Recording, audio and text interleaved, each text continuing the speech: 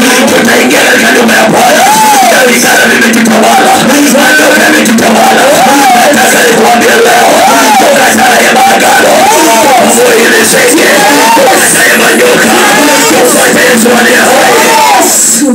Hatutasema siku wa Pentekoste, lakini mkiangalia katika familia, watu wameweka majoka, watu wameweka mawe, wainamia miungu yao.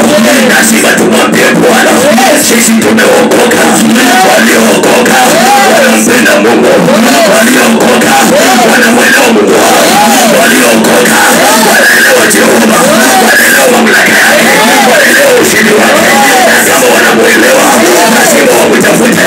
Hawawezi wakakimbilia ulimwengu, watamtafuta yule ambao wanamwelewa. Mtoto wa nyumba yeye, ukimbilia Yesu utapona. Ukimbilia sana Mungu, ukimbilia Yesu leo yeye anabadilisha, anatenda mema.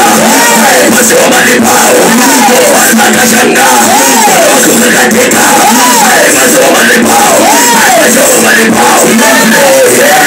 Naingia leo katika msimuelo, naingia leo kwa familia yenu, tunashakata madhabahu, tunashakata viungo,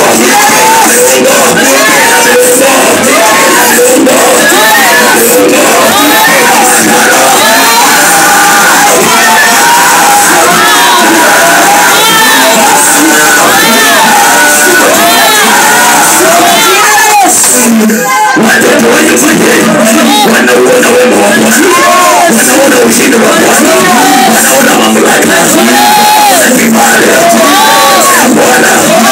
Tunaombe uingie kwako, uingie kwako, uingie kwako, uingie kwako. Tunamshinda shetani kwa njia ya imani na njia ya maombi. Leo hii kama uko hapo, uko na imani katika moyo wako, uko na imani katika maisha yako, siweze kubomoa hayo madhabahu, siweze kubomoa hiyo misingi. Siweze kumwambia Bwana, ninakataa maagano yameitesa sana ya kwamba katika familia hakuna kuoa, hakuna kuoleka, hakuna kupata watoto. Yesu aliye hai, yeye ni Bwana wa Bwana, yeye ndiye aliyeumba. Anaweza kuumba watoto, anaweza kuumba ndoa, anaweza kuumba kazi.